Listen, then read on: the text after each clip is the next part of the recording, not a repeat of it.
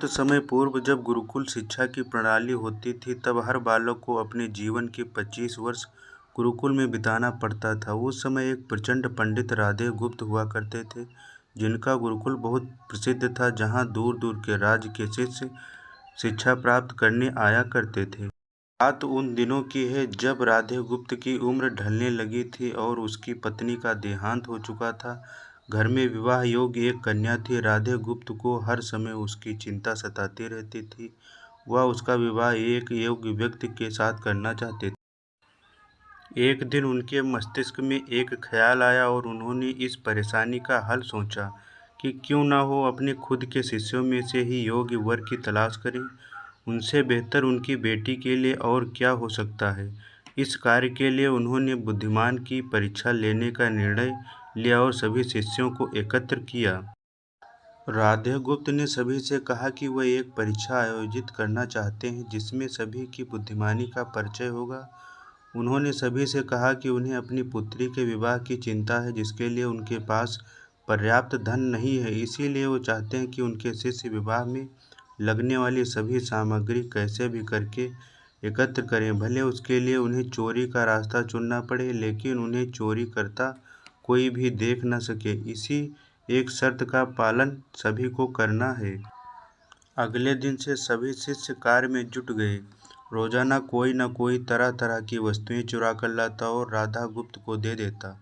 राधा गुप्त उन्हें एक शीर्ष स्थान पर रख देते, क्योंकि परीक्षा के बाद यह सभी वस्तुएं उनके मालिक को वापस करना जरूरी था, क्योंकि वह अपने शिष्यों को सही ज्ञान देना चाहते थे।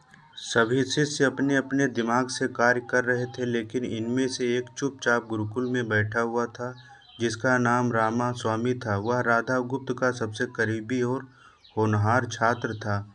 उसे ऐसा बैठ देख राधा गुप्त ने इसका कारण पूछा। तब रामास्वामी ने बताया कि आपने परीक्षा की शर्त के रूप में कहा था कि चोरी करते वक्त इसे कोई न देख सके। इस प्रकार अगर हम अकेले में भी चोरी करते हैं, तब भी हमारी अंतरात्मा उसे देख रही है। हम खुद से उसे नहीं छिपा सकते। इसका अर्थ यही है कि चोरी करना व्यर्थ है। उसकी यह बात सुन राधा गुप्त के चेहरे पर खुशी छा जाती है। वह उसी वक्त सभी को एकत्र करते हैं और पूछते हैं कि आप सब ने जो चोरी की, क्या उसे किसी ने देखा? सभी कहते हैं नहीं। तब राधा गुप्त कहते हैं कि क्या आप अपने अंतर्मन से भी इस चोरी को छिपा सके? सभी को बात समझ आ जाती है और सबका सिर नीचे झुक जाता है, सिवाय रामास्वामी के। राधा गुप्त रामास्वामी को बुद्धिमानी की परीक्षा में अव्वल पाते हैं और सभी के सामने कहते हैं कि यह परीक्षा मेरी पुत्री के लिए उचित वर तलाशने के लिए रखी गई थी। इस प्रकार मैं रामास्वामी का विवाह अपनी पुत्री के साथ तय करता हूँ। सभी खुशी से झूम उठते हैं और साथ ही चुराई हुई हर एक वस्तु को उसके मालिक को सौंप विनम्रता से सभी से क्षमा मांगते हैं। इस कहानी से हमें क्या शिक्षा मिलती है? बुद्धिमानी की परीक्षा से यही शिक्षा मिलती है कि कोई भी कार्य अंतर्मन से छिपा नहीं रहता और अंतर्मन ही मनुष्य का सही राह दिखाता है। इसीलिए मनुष्य को किसी भी कार्य के सही गलत के लिए अपने मन को टटोलना सबसे जरूरी होता है।